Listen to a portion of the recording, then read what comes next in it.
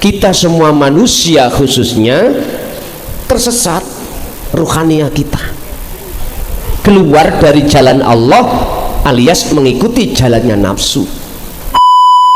Orang-orang yang ingkar terhadap ajaran ilmu sejati, yaitu aidinut tauhid, ajaran ilmu untuk mengesahkan urip, mengesahkan Allah, dikandani, dinasehati, diajarkan atau tidak, tetap la yu'minun, tidak percaya. Ini persoalannya. Lebih suka hati manusia itu mendengarkan seruan nafsu nih daripada seruan uripe. Lah alam akhirat iki yo ning alam dunya niki, Pak. Kacamata hakikat lo ya.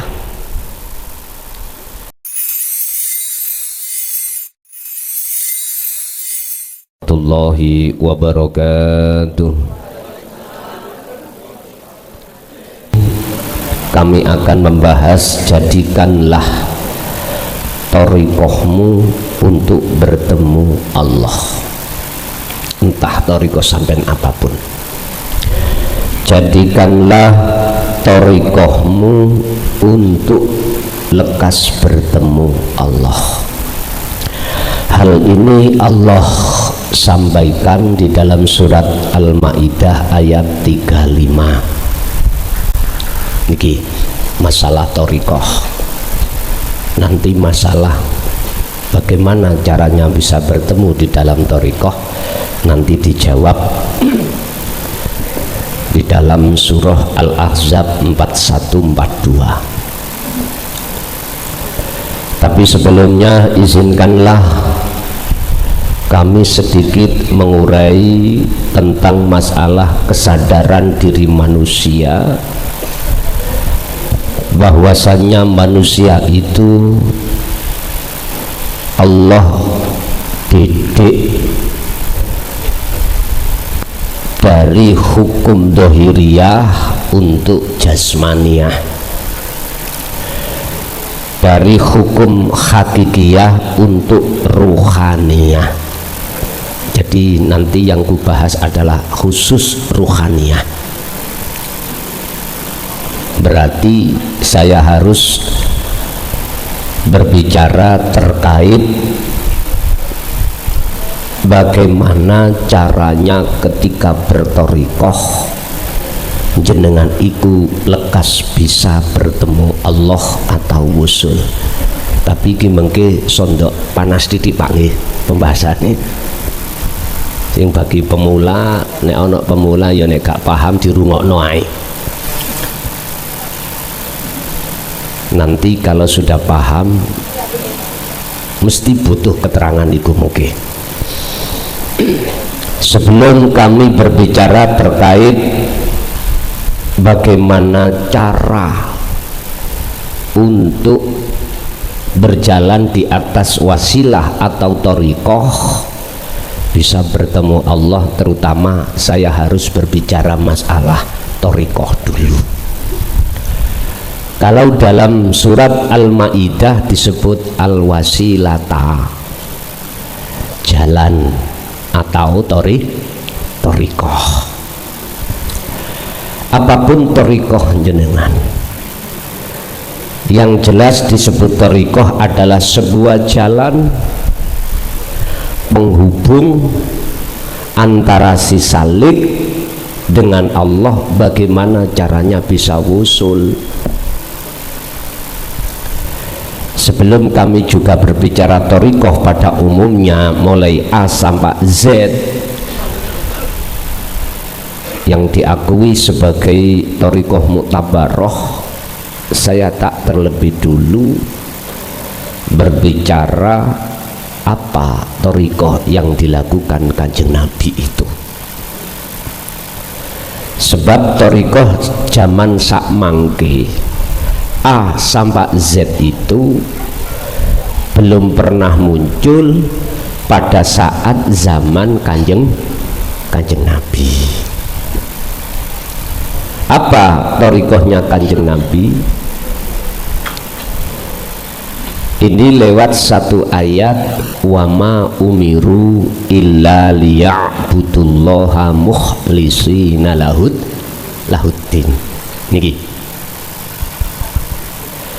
thariqah Kanjeng Nabi itu adalah bisa jadi lewat ibadah murni ataupun tidak murni. Iku jalan yang masuk di dalam murni seperti sholat, zakat, puasa, haji, baca Quran, tahlilan, manakipan dan lain sebagainya, murni. Artinya murni tidak ada urusan-urusan yang bercampur dengan urusan dunia. Ini disebut murni. Lah Rasulullah itu ketika jasmaniahnya melakukan ibadah murni, tetapi ruhaniyahnya itu bertemu Allah. Apa rahasianya? Lah ini, baik ketika beliau sholat, zakat, puasa, haji dan lain sebagainya,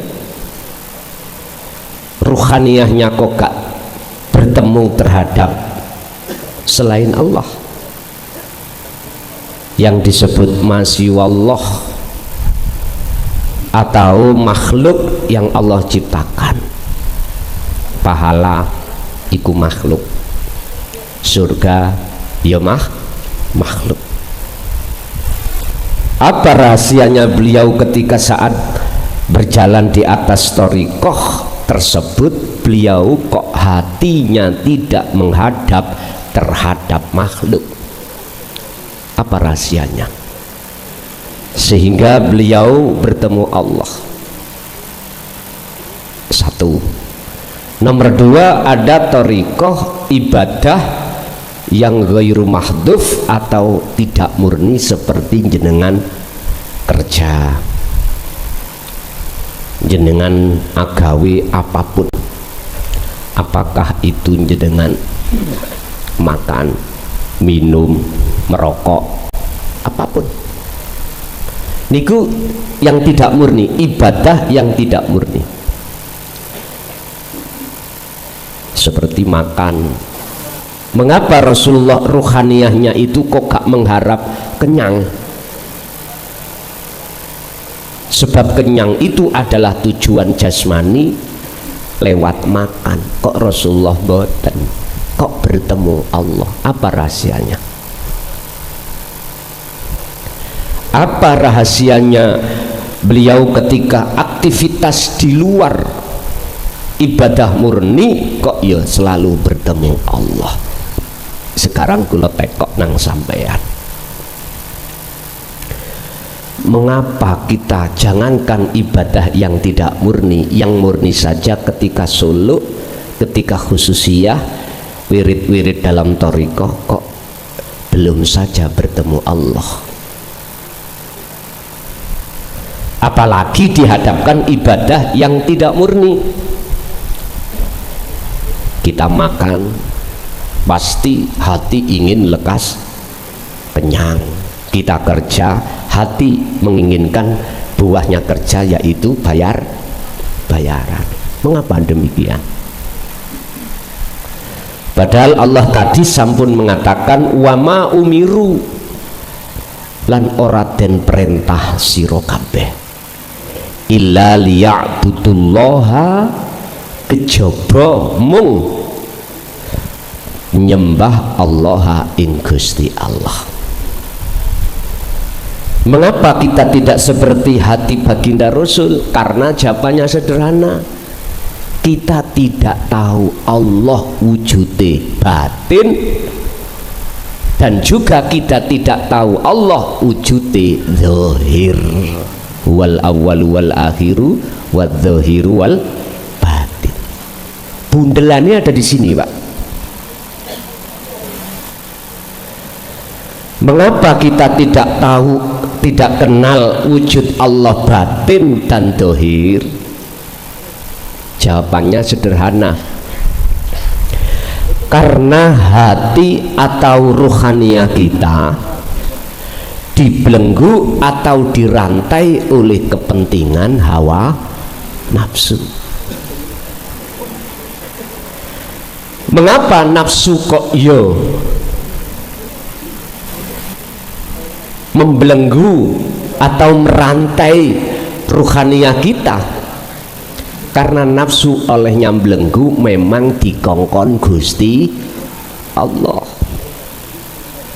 Innama amwalukum wa auladukum fitnah. Iklamu ngertiyo sira kabeh bahwasanya sesungguhnya anak, istri, suami, harta benda dihadapkan terhadap kita sebagai fitnah, ujian dari Allah. Itu semua alasan Allah menguji kita karena kita telah berjanji pada Allah pada saat zaman azali, ruhaniah kita tidak akan menyembah, memuja, memuji kecuali hanya pada Allah. Dites sampean kali kula. Bener si A iku si panggah si tetep nyembah aku, muja-muji aku, beriman padaku dalam segi aspek apapun. Nafsu diceluk su mrinio tak ujine si A iku kira-kira si setia nang aku apa ora. Nek iblis diceluk Gusti Allah kengken nggodona Nabi Adam, ya seperti itu.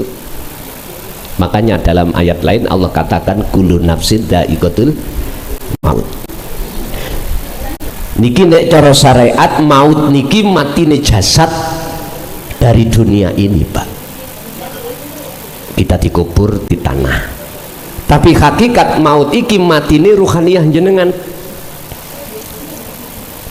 Matine hati kita. Dikatakan hati yang mati, tak kala kita ibadah murni atau tidak murni, kita nggak bisa bertemu Allah. Sama Nabi Adam dengan kita seperti itu. Ya Rabbi, kata iblis, izinkanlah saya untuk menyesatkan Adam dan anak putu Adam. Diizini oleh Allah sebagai ujian kita. Akhirnya kita semua manusia khususnya tersesat ruhaniah kita, keluar dari jalan Allah alias mengikuti jalannya nafsu. Inilah Pak alasan mengapa kita tidak bisa untuk bertemu Allah dalam setiap thariqah niku, karena memang ruhaniah kita tergolong isih golongan hati yang terpenjara oleh hawa nafsu. Wa zuyyina linnasi hubbus syahawah minan nisa wal banin wal qanatiril muqantarah. Itu yang dijadikan nafsu hubbus syahawah ini, supaya hati ruhaniah sampai ikut cinta terhadap kehidupan dunia. Illa ibadaka minhumul mukhlasin, kecuali ya Allah, aku tidak akan bisa menyesatkan hambamu yang hambamu ini sudah sadar bahwasanya kehidupan dunia ini hanya fata morgana. Hati loh Pak, aku gak ngomong jasad, hati. Itulah hamba yang kau pilih. Itu Al-Hijr ayat 40. Hamba yang dipilih oleh Allah adalah hamba yang ketika masuk di dalam thariqah apapun, menjalankan ibadah murni atau tidak murni, dia itu hatinya tergolong hati yang ikhlas. Iki Pak, hati yang ikhlas. Syekh Ibnu Athaillah dawuh di dalam kitab Hikam tentang masalah ikhlas niku ngeten Pak, begini: al-a'malu suwarun qaimatun wa arwahuha wujudu sirril ikhlas fiha.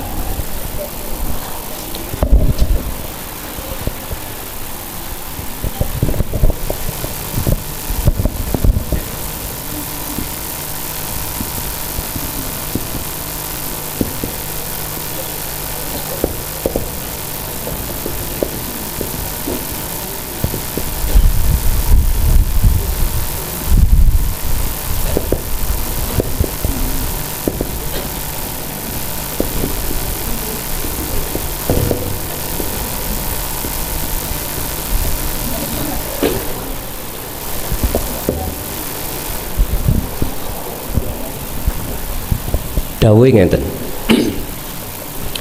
setiap amaliyah apapun Pak, baik murni atau tidak murni, jikalau ibadah yang seperti itu tidak ada wujudu sirril ikhlas fiha, wujud ikhlas, laksana seperti patung yang tidak bisa berbuat apa-apa. Di mata Allah, sholat apa yang ada pada diri kita, zakat, puasa, haji, apapun, atau ibadah yang tidak murni, di mata Allah tidak ada nilainya tatkala tidak ada wujudnya sirril ikhlas.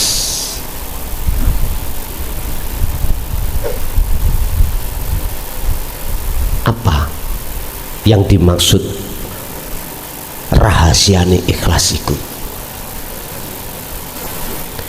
Yakfur bit tauhid wa yu'min billah,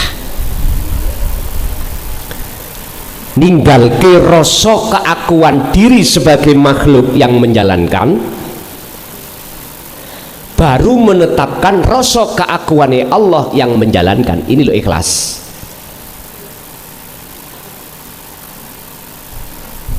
Lah bisanya jenengan ning ati ketoto ikhlasi, jawabannya ada di surat Al-Ahzab 41. Wahai orang-orang yang beriman, uzkuru, ilingo sira kabeh saat Anda beribadah Allah ing Gusti.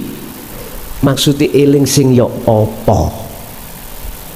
Ingatlah kamu sekalian ketika beribadah, baik murni atau tidak murni. Yang dimaksud ingat di sini, ingat yang bagaimana? Ini loh Pak, untuk memunculkan rasa ikhlas di dalam hati jenengan nanti, sehingga mesti ketemu Allah.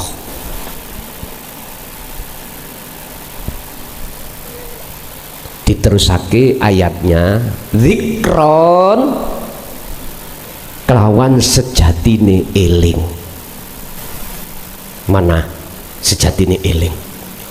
Kesadaran hati sampean jikalau wujudnya makhluk itu tidak ada.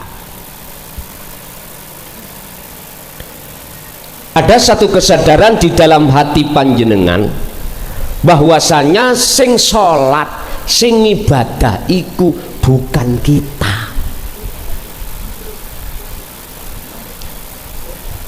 Nah terus siapa? Urip.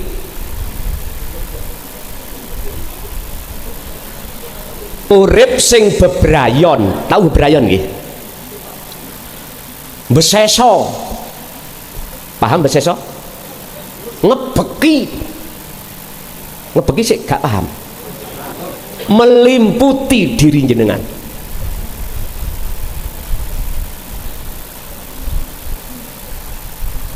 Kaifa yutasawwaru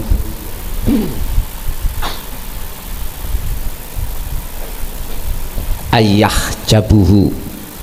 Apa mungkin Pak Gusti Allah iku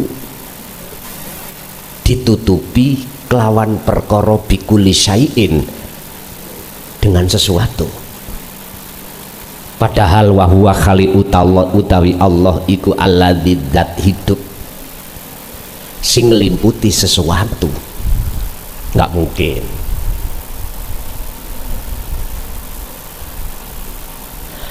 Apakah mungkin Gusti Allah itu bisa ditutupi dengan sesuatu, sementara Allah itu di dalam, di luar, di bawah, di atas, di kiri, di kanan, di depan, di belakang sesuatu? Allah sing kula maksud iku urip. Gak mungkin toh? Gak mungkin. Tapi mengapa kita tidak tahu? Kebanyakan umat Islam, karena jawabannya ngeten, innal ladina kafaru sawaun alaihim a'adzartahum am lam tundirhum la yu'minun. Orang-orang yang ingkar terhadap ajaran ilmu sejati, yaitu aidinu tauhid, ajaran ilmu untuk mengesahkan urip, mengesahkan Allah, dikandani, dinasehati, diajarkan atau tidak, tetap la yu'minun, tidak percaya. Ini persoalannya. Lebih suka hati manusia itu mendengarkan seruan nafsuni daripada seruan uripe. Niki kebanyakan di situ. Akibat kita menolak ajaran tentang ilmu kaweruh, ilmu dinu tauhid.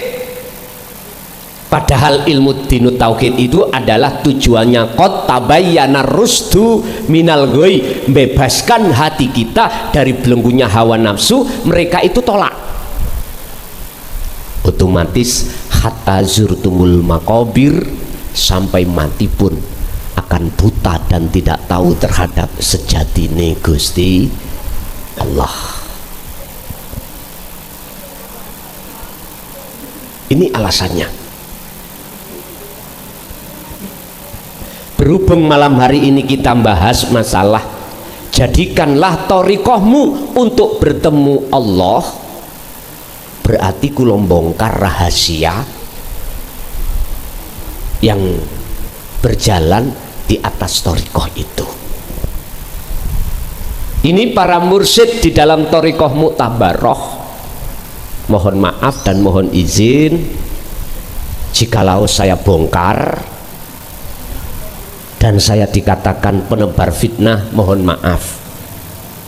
Sungguh saya mohon maaf. Jikalau ini nanti bisa diterima monggo, jikalau tidak bisa diterima nggih, saya mohon maaf. Saya mengatakan ini tidak dari akal nafsu saya, ndak.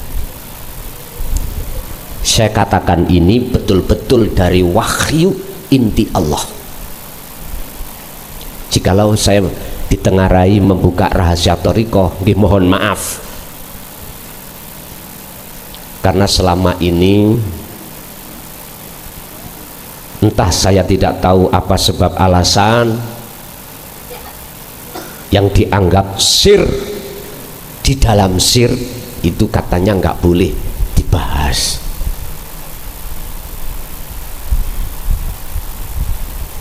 Saya tidak bisa melihat pemandangan saudara, hati saudaraku ini tiap saat dan waktu berkecamuk, tidak bisa bertemu Allah.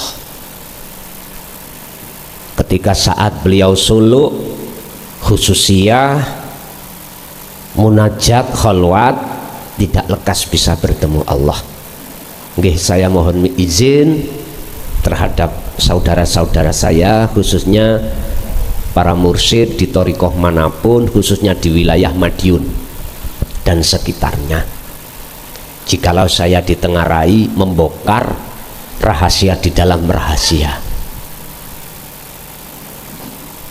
Tadi Saya sudah dapat respon, tancap gasai Gus, jadi mana? Ya sudah, habis wayai. Aku lo mendengarkan buatan saking jenengan. Saya dengarkan ini perintah dari Allah, dilewat non jenengan. Wis kula ngoten mawon. Pun kula tak mbeberni Kanjeng Nabi dulu. Disebut thariqah iku adalah wasilah atau jalan. Ya ayyuhalladzina amanu taqullaha, wahai orang yang beriman, bertakwalah kau terhadap Tuhanmu, terhadab Allah, wattaghu ilaihil wasilata. Al-Maidah tadi. Carilah jalan thariqah untuk hatimu, ruhaniyahmu bisa mendekat dan bertemu ilaihi, maring Allah. Dalam ayat ini tidak langsung terus terang ditulis wahuwa adzikru bisiril asrar, enggak. Sampai akan ketemu jawabannya di dalam surat Al-Ahzab 41. Itulah zikron kathiron, sejatine eling. Wis, kalau bicara mengenai sejatinya eling, sak temen-temene eling, berarti bila suwarin wa kalamin wa lafdin wa ismin, baik lesan dohir ataupun hati jenengan ini tidak mengucap nama. Inilah yang kumaksud su'aul basyirah di dalam dzikir sirrul asrar yang muncul dari tauhid la ilaha illa anta. Inilah yang disebut imanul haq, yang disebut ihsan. Bon, niki ruh Pak, iki ihsan, iman yang benar. Berarti di dalam ruh, di dalam hati sampean, wong Jawa ngarani ono telenge ati. Cara kitab disebut al-fuad. Ini nggak akan kecampuran perkara-perkara dunya, Pak. Al-fuad.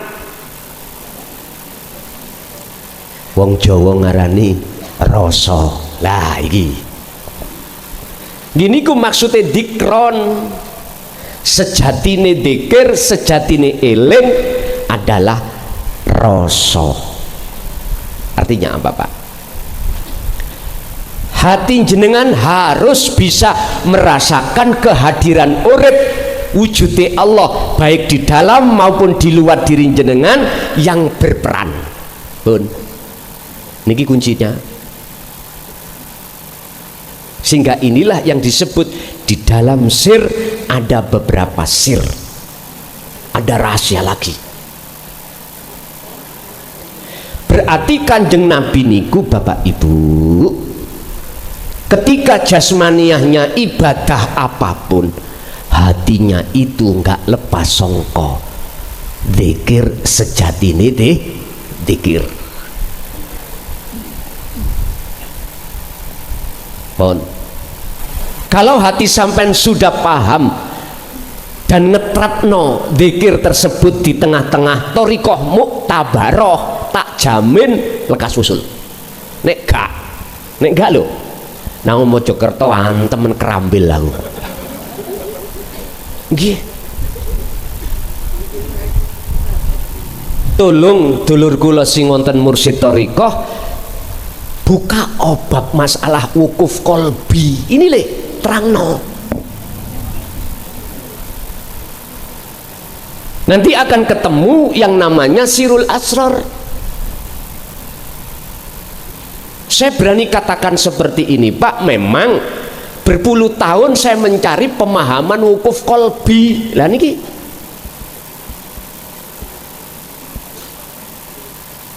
setelah Allah kasihkan, maka Allah perintahkan untuk menyampaikan. Sehingga sekali lagi saya tidak mengurangi rasa hormat terhadap beliau-beliau. Mohon maaf dan permisi, aku akan buka bundelan niki. Sebab banyak di luar sana kita yang berthariqah mutabaroh, robitoh kita ini, tawajuh kita masih ada di makhluk, sebab belum mengerti dzikir sejatine dzikir. Jadi wasilah itu kita sambungkan terhadap makhluk. Lah niki persoalannya. Sambungkan wasilahmu, robitohmu terhadap aku. A, nanti dari A diku sambung mutasil terhadap B, B, C sampai Z Kanjeng Nabi. Wis ngapunten, saya tidak menentang, enggak, sungguh tidak, dengan apa yang terjadi selama ini. Cuman sampai penyok sampai ora bisa ketemu Allah. Kalau tawajuh sampai kali kula isih ono makhluk, nggak bisa, Pak. Sebab resiko nih nek tawajuh sampai ke makhluk, iman sampean, pujaan sampean, pujine sampean, ngabuktine sampean nang bendoro makhluk. Wis gak adik gak. Apa yang duwe sampeyan dijaluk mesti dikekno. Ngomong gak? Lho nggih, Pak. Karena jenengan merasa yang bisa menolong jenengan adalah makhluk. Yang tidak sepaham, saya mohon maaf sekali lagi. Saya nggak mau umat ini muter-muter koyok gilingan gandum. Ndak. Saya menawarkan dan genake pundi sing boten muter-muter, mana yang tidak muter-muter ke makhluk lagi. Jujur, Pak, apa yang kula buka niki walaupun satu sisi kayaknya bertolak belakang dengan ajaran kita ketika saat robitoh tawajuh di dalam thariqah masing-masing kita. Bukan berarti apa yang ku sampaikan ini terus jenengan percaya, ndak. Saya teringat dalam satu ayat, wa ma arsalnaka illa mubasysyiran wa nadhiron. Muhammad, aku ngutus awakmu iku tidak untuk memaksa umat supaya ngikuti apa yang kau sampaikan. Enggak. Aku enggak menyuruhmu supaya umat iku kau paksa untuk mengikuti awakmu, dirimu, enggak. Ternyata sudah jelas ayat itu, illa mubasysyiron, memberikan kabar baik terhadap mereka yang beriman, wa nadhiron, memberikan peringatan terhadap yang tidak beriman pun, titik ada di situ. Jadi saya dari Mojokerto malam hari ini ke Madiun, tidak harus apa yang ku sampaikan itu diikuti, enggak. Saya cuman nyampe no kabar baik. Puluhan tahun jenengan ketika saat khususiyah, ketika robitoh, ketika bertawajuh, hati sampean iki masih jauh pada Allah. Saya buka rahasianya, jawabannya ada di surah Al-Ahzab ayat 41. Dzikron katsiron. Mana sejatine dzikir iki? Yaiku ati sampean harus mempunyai rasa, artinya menghidupkan rasa, yang rasa itu hanya Allah sejatine lah yang bisa, yang berperan, yang wujud dan lain sebagainya. Otomatis jikalau hati jenengan menghadirkan Allah di dalam diri jenengan, otomatis saat itu juga keakuan rasa, keakuan kita sebagai makhluk yang melakukan khususiyah suluk zikir hilang. Inilah yang dimaksud Allah dalam surah Al-Baqarah 257, Allahu waliyul ladina amanu yukhrijuhum minadh-dhulumati ilan nur. Utawi Allah wujute sing ana njero ati sampeyan fakot, maka kegelapan hatimu terhadap Allah yang menyebabkan gelap, yang menyebabkan hatimu tidak tahu wujudnya Allah, itu Allah hilangkan. Minadh-dhulumati menuju ilan nur. Nur itu cahaya padang. Itu maksudnya sing sapa wonge mau untuk berzikir sirul asrar di dalam hatinya, ketika saat dia berzikir jahri atau sirri di dalam thariqah apapun, maka Allah akan menyalakan nur makrifat di dalam jagate ati iki. Sing tujuannya adalah menghilangkan wujude makhluk di dalam hati jenengan kali kula, yang tadinya kita itu beriman bahwasanya makhluk iku wujud. Bingung sih? Nek bingung ngombe kopi dulu. Ngaji niki gak kena diprontok-prontok Pak ya. Santai mawon. Mpun terlalu sepaneng. Santai, sing rokokan sampean santai, enjoy merokok. Tapi sampai nek ngaji babakan ilmu dohir, ilmu syariat, ojo maneh rokokan ngombe utawa mangan disentak ambek kiai sampean. Wis tah pau enak penak nek ngaji babakan ilmu kaweruh niku nyantai subuh kelakon ya. Ya siap mawon Pak. Tapi mesake ibu benjing masak Bu nggih. Bon. Wis sampean buka, sampean lihat papan sing ndukur. Sak jerone roh iku ana rasa yang disebut imanul haq atau ihsan. Ini kalau terus sampai asah di tengah-tengah thariqah apapun, maka sak jerone imanul haq, ihsan atau rasa iku ada nur makrifat atau cahaya. Allah akan menyalakan cahaya makrifat atau nur ini jikalau hati sampeyan iku urun ngecoki dzikir niki.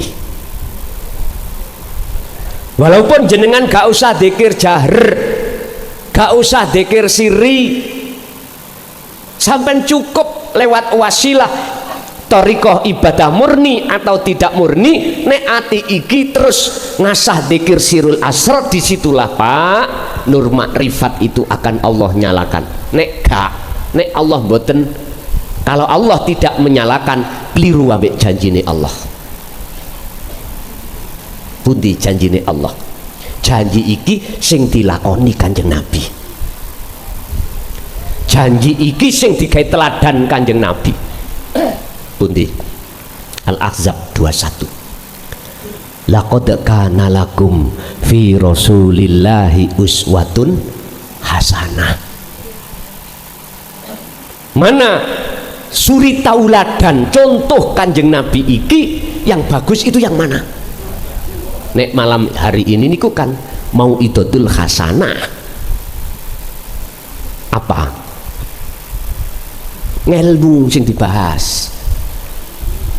Lah nek uswatun hasanah, jikalau uswatun hasanah contoh langsung. Ayo sing guru mrene tak contoh. Situ ae. Sing guru. Aja selemu. Lanang ae. Nek lemu, engko nek kebablasan sapa sing njunjung. Monggo, Mbah. Niki saged dilih mriki. Tolong dipindah mawon. Mriki teng sisih mriki. Mriki. Mriki, Mbah. Sampeyan lenggah mriki ngajeng mriko. Mepet, Mbah. Mepet nggih. Niki uswatun hasanah.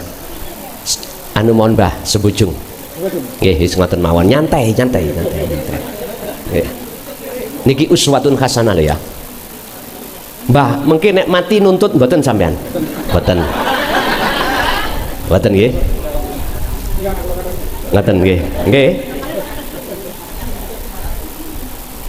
sing lebetake nafas lan sing ngetokno niku sinten nek mboten urip? Lah ngoten Mbah nggih. Sing yang mengeluarkan dan memasukkan nafas itu hanyalah Allah. Kita makhluk itu nggak bisa berupaya untuk mengeluarkan dan memasukkan nafas itu. Oleh karena Allah itu laisa kamitslihi syai'un, maka banyak manusia tidak tahu wujudnya Allah di dalam dan di luar nafas itu. Tolong kuncine wusul yaiku dzikir rasa tadi sampean praktek nimbah. Carane ngeten. Ati sampean harus yakin merasakan bahwasanya yang mengeluarkan dan memasukkan nafas itu adalah wujude Allah. Pun jenengan sampean melebet dateng nafas. Temuilah Allah di situ. Monggo.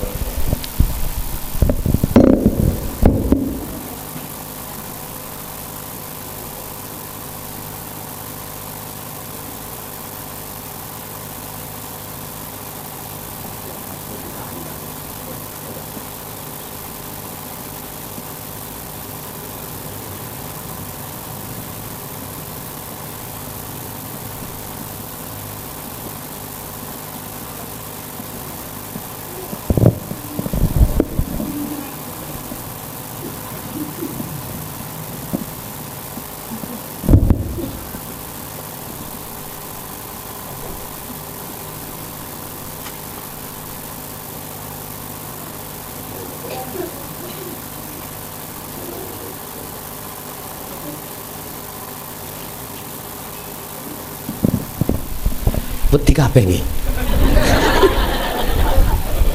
Ini ku mati. Sedilut mawon paling gak ono semenit, Mbah. Pun Mbah jenengan kuntur mriko, Mbah.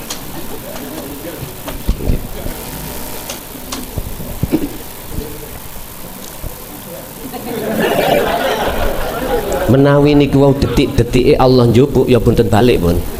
Makane kula dituntut agak engko.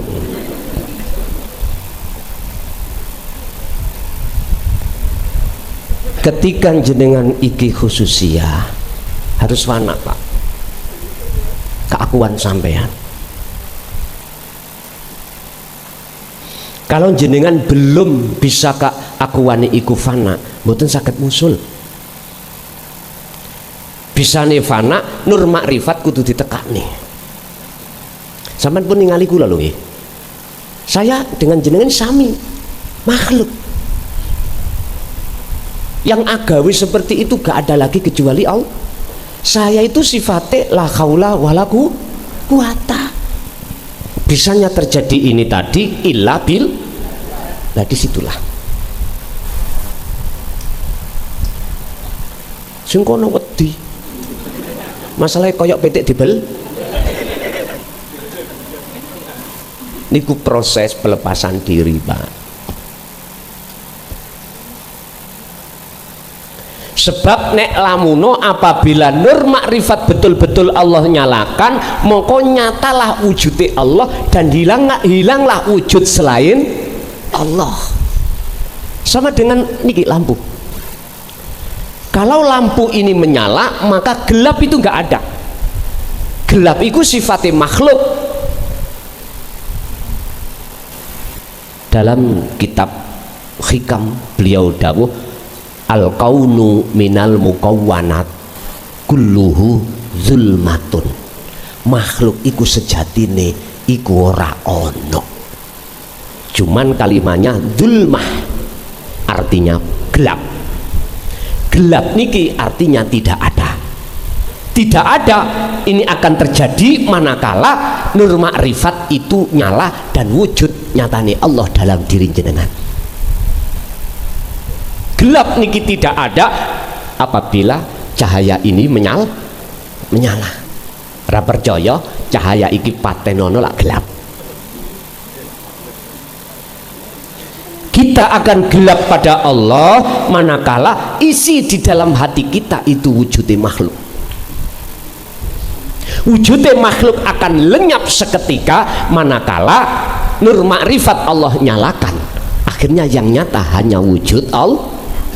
Dan itu bisa dilakukan jenengan kedah mengasah dzikir sirul asrar.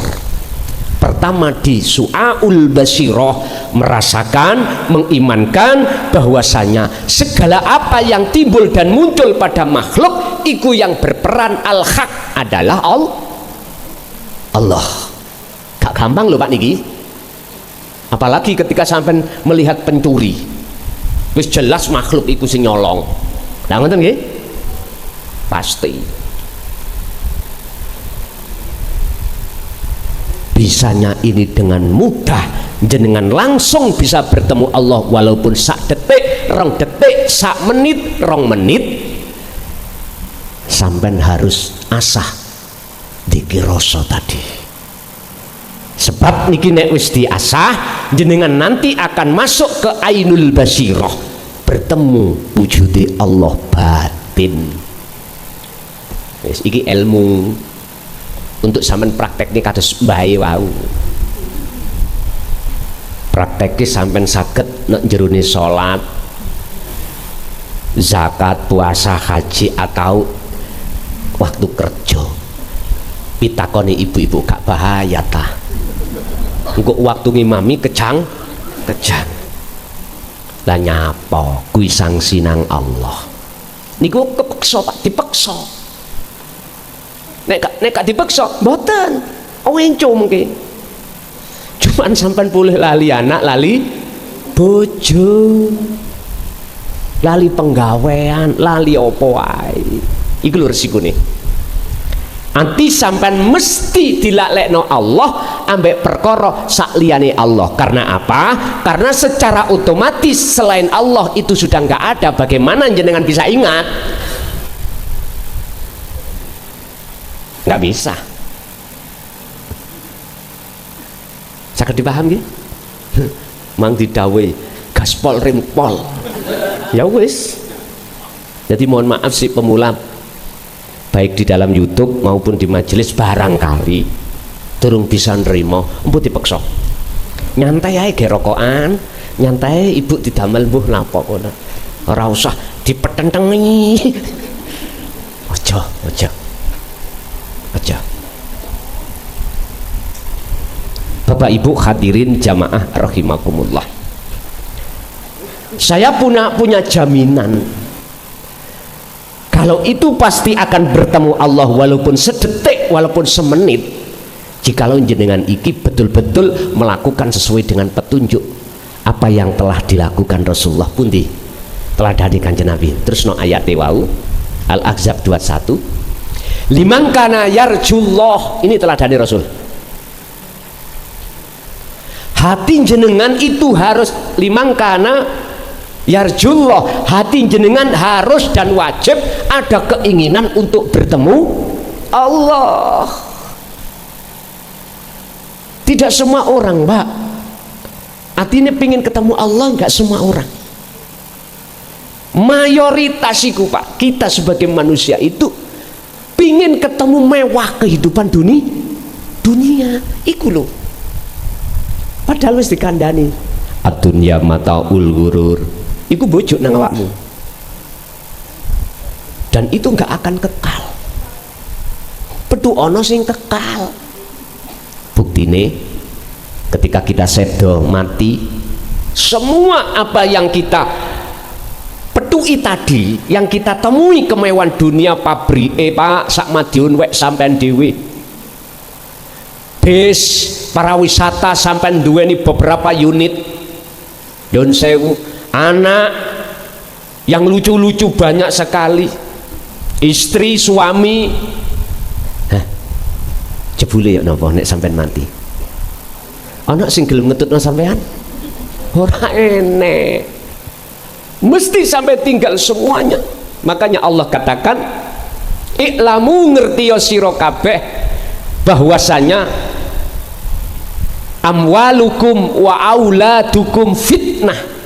Semua itu hanya dibuat Allah untuk uji terhadap hati sampean kali kula kepencut ambek ujiane apa kepencut ambek sing uji. Ngerti kepencut Pak? bimbang, kesensem niku lho. Hati ada keinginan ketemu perkara sing digawe nguji, apa hati duwe keinginan ketemu sing nguji, yaiku Allah. Saya ulangi, hanya hati yang sudah mengenal dzikir Pak, kuncinya dzikir, sejatinya dzikirlah yang di dalam hatinya akan terbangun rasa keinginan bertemu Allah. Akhirnya Allah tanamkan dalam hati sampean iku sifat rindu ning ati. Nikilah teladani Kanjeng Nabi. Liman kedue wong kana kang ana sapa man ana iku yarju, ada satu keinginan Allah ing ketemu Allah dalam kurung rahmat. Setelah ini sampai bangun dengan dzikir yang kumaksud wau, sejatine dzikir wal yaumal akhirah, pasti kau ketemu Allah. Artinya sampai akan masuk masa waktu di mana Anda itu masuk alam akhirat di dunia ini. Akses untuk bisa masuk ke alam akhirat di dunia ini wajib jenengan bawah, sebab dengan akses itulah akan memfanakan wujudnya makhluk di dalam hati jenengan. Itulah yang kumaksud sejatine dzikir. Baru mlebu nang alam akhirat, ruhaniyah sampean wis lali urusan dunya. Makanya kula takok bapak wau, jenengan wau mlebu nang alam akhirat ngincipi koyok Nabi Idris. Sampai detik iki Nabi Idris mboten purun nang donya. Karena alasannya apa? Sing sapa wonge mlebu nang alam akhirat surga iku wis gak kathik nang donya maneh. Pinter Nabi Idris, sandale dikarekno. Ketika di dalam donya nuntut sandal kula ten mriko, akhire dilebokno maneh. Mbok ana kono sapa sing wis mlebu ya gak oleh metu. Hati sampai saiki Nabi Idris mboten nang donya, ana akhirat. Lah alam akhirat iki yo ning alam donya niki, Pak. Kacamata hakikat lho ya. Kalau nggak percaya, oke, ayo kita bahas ayatnya. Wa min waraihim barzakhun ila yaumi yub'atsun. Secara syariat alam akhirat itu nanti setelah kita mati. Nah tadi jenengan mati, oke. Masuk ke alam barzah. Barzah itu adalah dinding. Barzah itu alam dinding, alam dikubur. Artinya jenengan wau tak aturi supaya menanggalkan keakuan diri lewat dzikir tersebut. Oke. Yub'atsun, dibangkitkan. Nanti kan dibangkitkan Pak. Oke. Jenengan wau dibangkitkan ruhaniyah dari belenggunya hawa nafsu, dari barzah. Bangkit. Habis itu secara syariat kau dikumpulkan di roro mahsyar. Di situ ada hukum hisab, dihitung antara baik dan buruk. Jenengan berhubung wis gak ngakoni wujudnya makhluk wis gak ono, hanya Allah. Masa Allah itu menghisab dirinya? Lah sampean gak wis gak ngaku-ngaku toh? Mana yang dihisab? Ya ini akhirat. Lah kalau tanglet dateng jenengan wau, sandal sampean mboten keri. Nek sampean keri, mesti balik maning. Wis kadung seneng ana kono, asline sampean mboten pengin metu asline. Saking penake, cuman secara jasad sampean tingali proses sing kados mekaten wau. Bedekno. Nazak ya kuwi ta? Nazak. Cepoti roh dugi jasad iki. Makane kula wong nggih ngeten kok. Sing kuru wae. Engko bae kebablasan nek lemu kan junjungane abot. Oh, inilah hari kebangkitan itu tadi, Pak. Hari kebangkitan. Lah apakah kita besok secara hakiki juga mengikuti kebangkitan secara syar'i? Itu pertanyaan. Jawabannya lain waktu. Tak duduno tok ora. Wis, nanti prosesnya ya nopo kok ora. Nanti kita bahas dalam season berikutnya, ayat berikutnya. Kita sekarang lebih fokus bahas jadikanlah thariqahmu untuk bertemu Allah. Jenengan ada di thariqah Mu'tabaroh, Pak, pada umumnya itu ya thariqah. Silakan di thariqah manapun. Jikalau Anda sudah memegang sejatine dzikir, pasti kau akan bisa makrifat datang Allah. Wal yaumal akhirah, Anda pasti akan bisa masuk ke alam akhirat. Ini contohnya Kanjeng Nabi. Wa dzakarallaha katsiran, terusnya, dan ingatlah kau pada Allah katsiran, dengan ingat yang sebanyak banyaknya. Artinya apa, Pak? Ketika kita khususiyah, ketika kita suluk, ketika kita munajat, belum langsung, kadang itu langsung bisa masuk ke alam akhirat. Makanya terus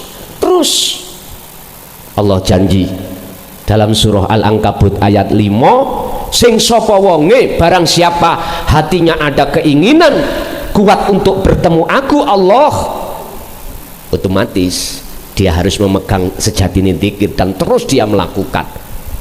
Allah berjanji dalam waktu yang sudah Allah tentukan tentang pertemuan tersebut. Janji Allah. Makanya saya berani untuk taruhan tadi seperti itu, karena Allah sudah janji sendiri. Ini Quran bukan koran. Urusan panjenengan percaya atau tidak itu bukan urusan saya. Saya cuma diperintahkan Allah untuk menyampaikan, walaupun ini dikira kontradiksi dengan hukum undang-undang thariqah, nggak boleh membuka rahasia. Sekali lagi saya mohon maaf khusus terhadap para mursyid, baik mursyid di Kholidiyah, mursyid di Naksabandiyah, Qodriyah, atau Satoriyah, atau Akmaliyah, atau mursyid di thariqah yang lain. Saya mohon maaf, saya sudah nggak kuat karena Allah memerintahkan saya untuk membuka ini. Jikalau resikonya di situ umur saya itu dikurangi demi umat, tetap tak jalake. Rapopo, masalah kula dulu juga dikatakan seperti itu. Jikalau berani membuka rahasia Allah, bertemu Allah ini, umurmu akan dikurang. Kula mengucapkan alhamdulillah, matur suwun, kula pensiun. Loh iya, lu mati ku enak, Pak. Lu estu nek gak enak mesti mulai kabeh iku. Lho nggih, enak niku. Sami kali wong di penjara lho, Pak. Enak. Mangan, diteri, tidur, dijaga. Nggak boleh keluar-keluar. Enak. Ngomong kok iso gelem metu, Pak. Yang ada di alam barzah juga begitu. Kalau bisa metu nang dunya mesti metu. Iki bagi yang ada di gelap loh ya. Tapi bagi ada yang diterang, ya inilah yang ditunggu-tunggu, pertemuan secara totalitas kepada Allah.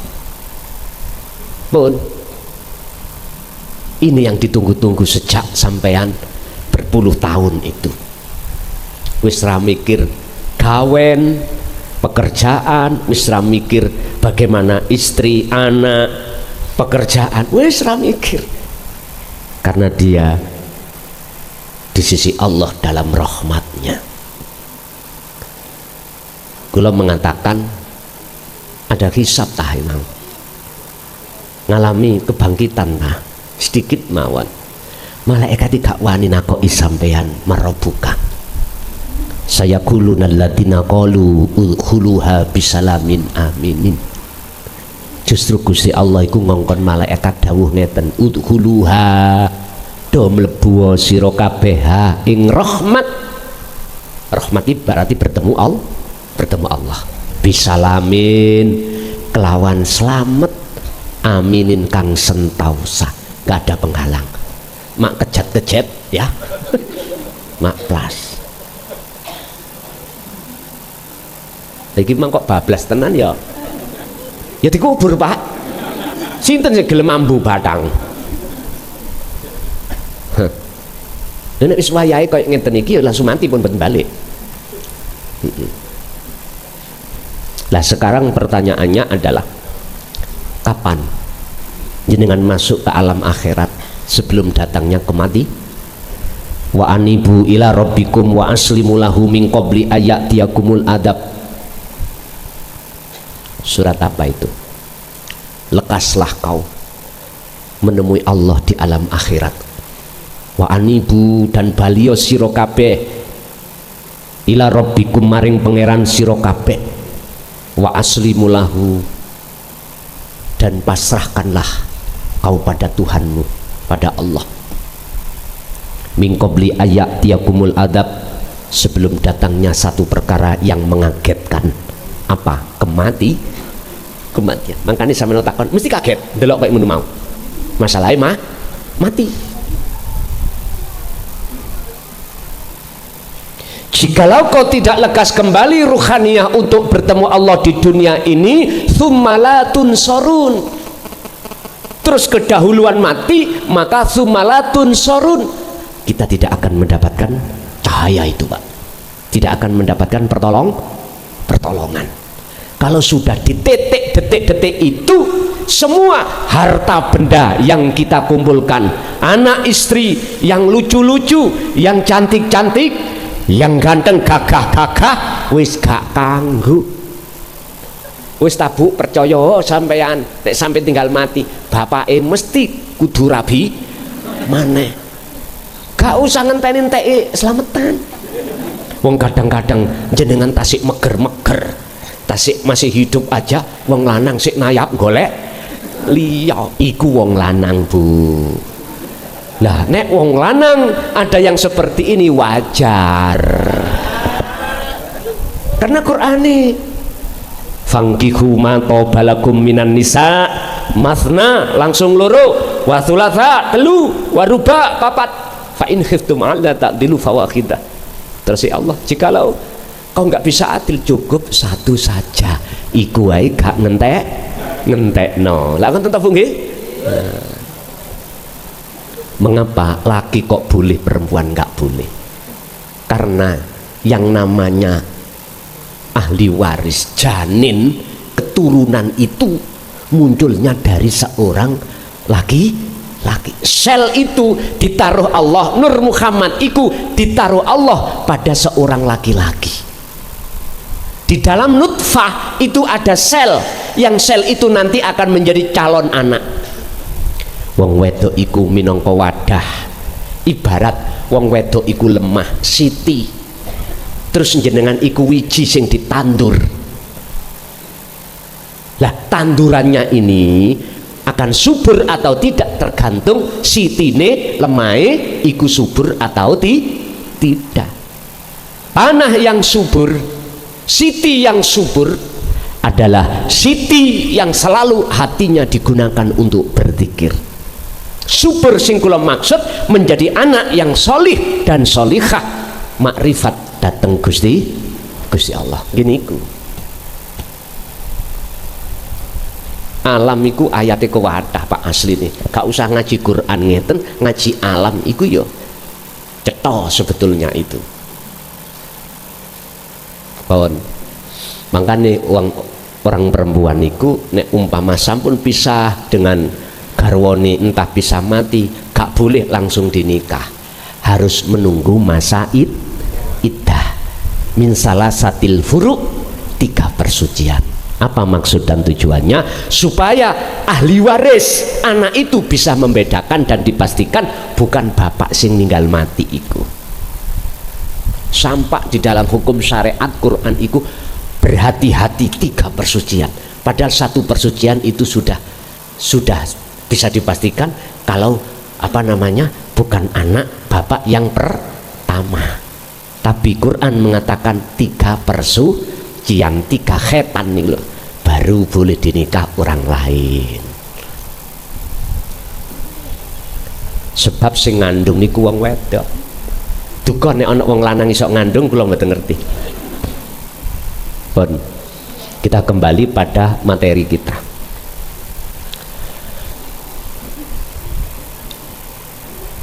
Ketika ruh dikatakan membawa dzikir, rahasiane dzikir, yaiku sejatine dzikir. Ini Allah terangkan juga di dalam surah Al-An'am ayat 79 yang sering sampean baca sebelum sampean baca Fatihah. Ketika saat sholat habis takbiratul ihram, jenengan ini diperintahkan untuk menghadap terhadap Allah. Ini wajjahtu wajhiyah,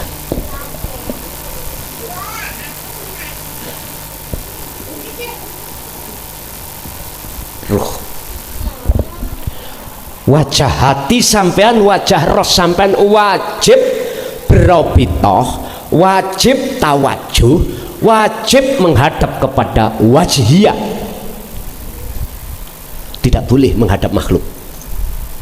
Inilah dasar robitoh di Quran, itu wajib pada Allah, tidak boleh wajah terhadap wajah guru makhluk. Wis mohon maaf ya, sampeyan tingali.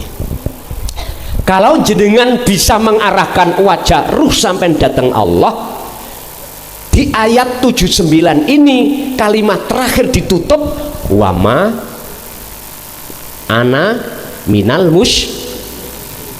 musyrikin, dan saya sudah tidak lagi golongan orang yang menyekutukan Allah. Berarti syirik wis gak ono. Tapi jikalau wajah sampean roh iki menghadap wajah selain Allah, budi. Nah, tak terus nih tengah-tengah ayat ini.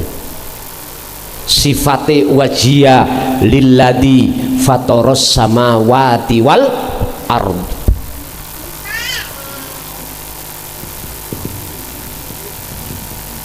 Niki. Kalau wajah roh sampean iku menghadap sifate Allah, bukan wujude Allah. Mana sifate Allah? Lilladzi maring dat fatoros samawat, fatoro kang dadekake, kang nguasai as-samawati wal ardo, langit lan bumi. Isine langit lan bumi disebut makhluk. Wis nek ati sampean iki madhep makhluk, bah makhluk guru A nang B nang C, terus sanad ya, mutasil sampai Z Rasulullah. Aku tanya, makhluk napa bukan ini? Ya wis, jikalau menghadapnya ruh pada samawati wal ard, apa jawabannya ayat? Manafi niki mboten enten, Pak.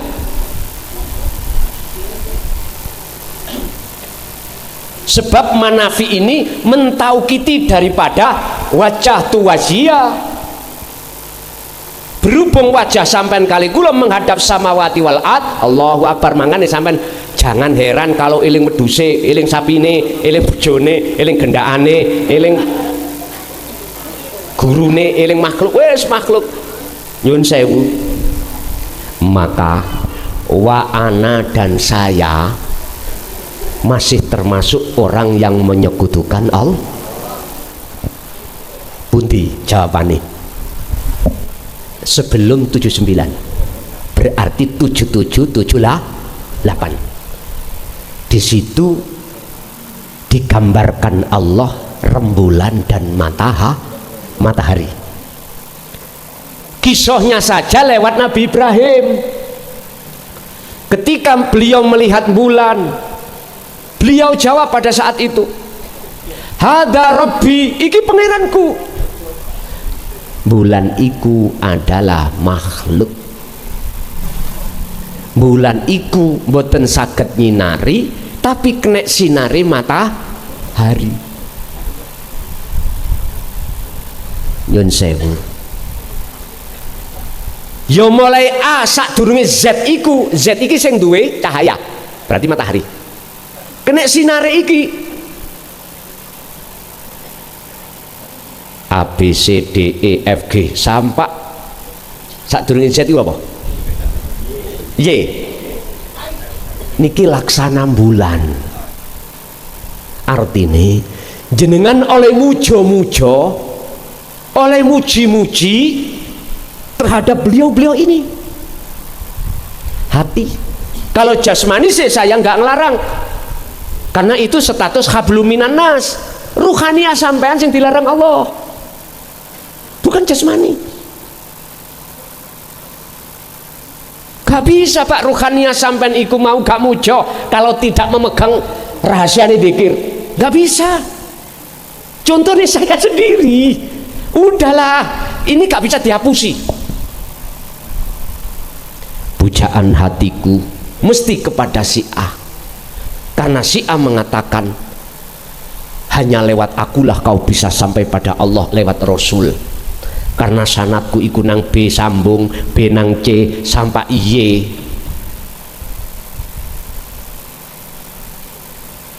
Inilah yang kudapatkan. Mungkin jenengan ya seperti itu. Kalau hanya secara jasmania, terima kasih matur suwune nang makhluk, podo makhluke monggo. Cuman ruhaniyah yang tidak boleh. Khusus ruhaniyah iki robitos sampai langsung pada hidup wajiyah itu. Anda akan bisa wajiyah sampai wajiyah harus membawa akses. Aksesnya adalah rahasiani iling pun titik niku. Makanya dalam Toriko itu ada pembahasan wukuf kolbi. Wukuf iku mandek, ati sing kudu mandek. Sampai terangno para mursyid, jenengan terangkan supaya murid ini ketika suluk boten terbelenggu. Ngapunten ingkang kuat ya. Jikalau saya ditengarai gawe perkara ora diundang lho gak paten, gak ngaji wis matur su, akhirnya kula saged kelon kali bojone ngeten iki. Mun saged belas lho Mbah, kula Mbah. Pagi, siang, sore kerja, malam berangkat. Saged kula mek njauh ambung tok. Nggih, kate berangkat mi ambung itu ndak sekalian pamit. Ngeten iki kundur ndugi kriya, umike sampun tilem, tak delok, kate tak ganggu ya sakno. Wis capek. Mari subuh ya ngono. Kula sing ganti turu. Umike ndelok kula turu ya gak tega. Tangi jam 6:30, jam 7. Berangkat siap-siap kerja, anak sudah bangun, arepe nutuk iku lewat endi? Mboten saged. Ya wis itulah tiap hari, begitulah. Guyon Mbak ya, sampean cekak sepaneng. Pun kembali ke pembahasan. Jadi cara untuk alasan Allah menyalakan nur makrifat dalam hati sampeyan cuman di sini. Jenengan harus terus menerus dzikron katsiron. Kan Al-Ahzab 41 kan dzikron di belakangnya ada katsiron. Berzikirlah kau sebanyak-banyaknya. Lihat Anda. Lampat duanya fasabbihuhu bukratan wa asila. Di dalam sebanyak-banyaknya itu lakukan baik siang maupun malam. Siang masuknya adalah waktu jasad sampai repot urusan dunya. Ya niki sing dimaksud topo ning nggon papan rame. Wa asila, malam juga begitu. Berzikirlah artinya ketika jasad ini sudah prei gak gembul urusan dunya, gak repot urusan dunya. Ini yang dimaksud topo ninggon sepi. Wis dadi dzikir iki terus, barulah janji Allah datang yang berupa nur makrifat dinyalakan. Habis itu disitulah kegelapan akan hilang. Wis kesimpulannya ada di situ. Pon jadi Pak, siapapun yang berrobitoh, robitoh ya apa? Tawajuh nih loh, menghadap. Kalau isih makhluk dalam hati sampean, tak jamin jenengan tak akan pernah bisa sampai di makom musyahadah bertemu Allah. Rasulullah sendiri lo sampun ngomong ke liman kana yarjullah lo nang Allah toh, gak nang makhluk. Wal yaumal akhirah, dengan begitu kau akan bisa masuk ke alam akhirat di dunia ini. Jadi alam akhirat ini hanya bisa terjadi pada hamba yang Allah kehendaki, yaitu hamba yang manakala nur ma'rifatnya itu dinyalakan oleh Allah. An-Nur ayat 35, nurun ala nurin yahdillahu linurihi may yasha. Man terhadap orang yasha'u kang ngersakake sapa Allah ing man. Berarti orang yang ruhaniyah bisa masuk ke alam akhirat di dunia ini hanyalah hamba yang dikehendaki oleh Allah. Siapa hamba yang dikehendaki? Az-Zumar 18, yaitu alladzina yastami'unal qaula. Dialah yang telah mendengarkan ajaran ilmu tauhid ini dan beriman, lalu fayat tabiuna aksanahu, mereka laksanakan dengan bentuk dzikir wau, kholwat tahu tadi, suluk tadi atau khususiyah tadi, dengan membawa rahasia dzikir. Inilah yang dimaksud fayat tabiuna aksanahu, baru kepanggih.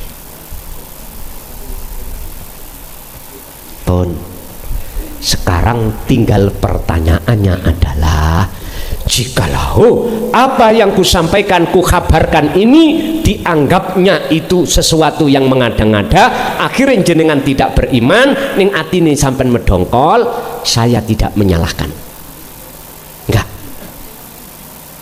karena semua diri manusia itu ada prosesnya. Tapi kalau boleh saya berkomentar, sampai kapanpun jenengan, jikalau berzikir apapun, jikalau tidak mengerti sejati ini dzikir, nggak akan bisa sampai pada Allah. Yang kedua, jikalau apa yang kukabarkan tadi dalam hati sampai beriman dan melaksanakan, jaminan apa yang kukatakan tadi Pak, pasti Anda akan bisa masuk ke alam akhirat. Otomatis sebelumnya itu sampai diproses Allah di alam kefanaan dulu, fana keakuan diri jenengan, keakuan diri makhluk. Otomatis jenengan harus mengalami hati ini jadab, mengalami hati ini tidak ingat pada anak, istri, apapun selain Allah. Jenengan gak usah wedi, sebab ketemu Allah ikulah bahagianya kang sejati, nikmatnya yang sejati, nikmat sing kekal abadi. Tapi jikalau bertemu selain Allah itu nikmatnya itu maghrur, nikmatnya itu adalah menipu, nikmatnya itu fatamurgana. Wajahidu fi sabilillah la'allakum tuflihu. Setelah panjenengan iku sudah memegang sejatine dzikir, wajahidu, udah perangilah hawa nafsu, lepaskanlah keakuanmu. Sebab wujudnya nafsu iku adalah ketika jenengan melakukan apapun terus ning ati ono muncul rasa diri kita, aku nih hamba yang melakukan, itulah sejatine nafsu. Wajahidu fi sabilillah, jikalau kau membawa sejatine dzikir melewati wasilah atau thariqah, itu berarti Anda telah berjihad di atas jalan Allah. Lalu ayat terakhir la'allakum tuflihun, yaitulah sak beja-bejane wong sing bejo. Mungkin mbah jenengan bapak mbah sampean dulu pernah dawuh ngeten Pak, nger sak beja-bejane wong iku yaiku wong sing elit ya niki. Tapi mboten dibuka. Wong iku sebab ilmu sejatine masuk, tapi gak oleh ambek Romo untuk buka. Sekarang wis prei total nih wis. Prei akibat-akibat. Prei fitnah sekarang. Sekarang zaman itu zaman bukaan. Sampeyan tak kandhani sak donya, Pak. Sak donya. Negara sing wani tur dibolehkan untuk buka Sirul Asrar Indonesia. Wis. Sak donya niki. Sing Arab niku lho, Arab. Nggone nyun sewu, nggone wong pinter maca Quran rawani. Arab. Nek ra percaya sampean sing duweni kanca ning negara-negara sampean piye? Boleh enggak bahas iki terang-terangan di muka umum? Enggak boleh. Saya berkata ini sudah sensus, Pak. Sensus. Satu-satunya negara yang diperbolehkan gelar bahkan ngomong rahasianya Allah cuman di Indonesia. Wis, titik. Titik ning Indonesia wis ya Indonesia sebagai udel, tahu udel ya, puserin dunia iki Indonesia. Pundi negara sing iso aman teko sing madani Indonesia mboten enten. Timur Tengah, negara barat negarane wakeh nyun sewu bangsane situk, negarane wakeh bangsane situk, ora ana sing rukun, perang bedil-bedilan, paten-patenan. Indonesia negarane satu, bangsane wakeh, bangsa Jawa, bangsa Madura, bangsa Dayak, Bugis, bangsane wakeh. Nek ana bangsane sitok, iki bangsane wakeh, negarane sitok. Aman damai. Makanya ayat baldatun thayyibatun itu sebetulnya ada di Indonesia. Cuman nyun sewu kok sih akeh pajak.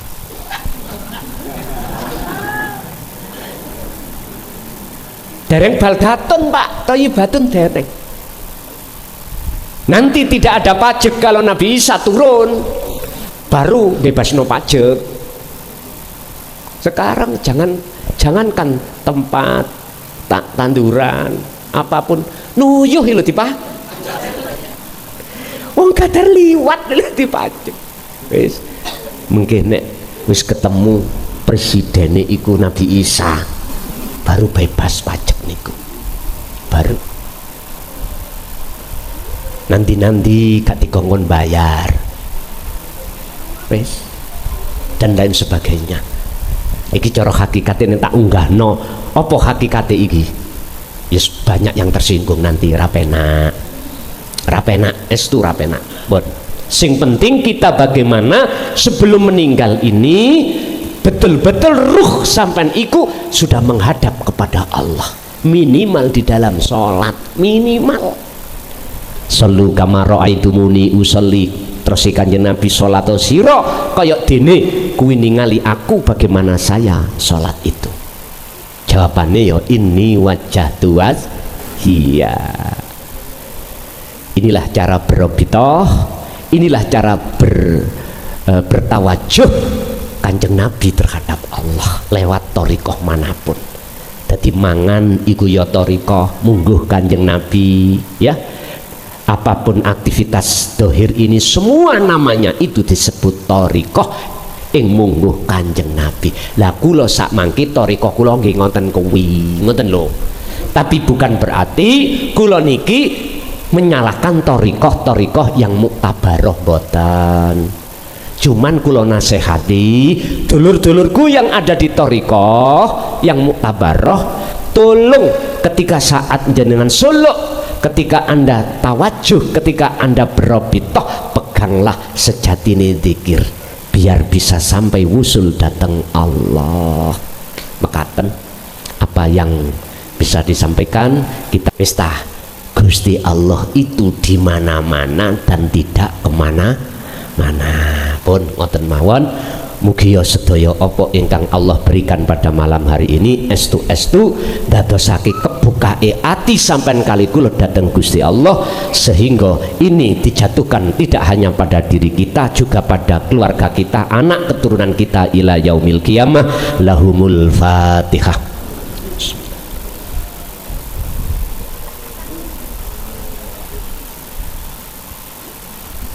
Akhirul kalam. Assalamualaikum warahmatullahi wabarakatuh.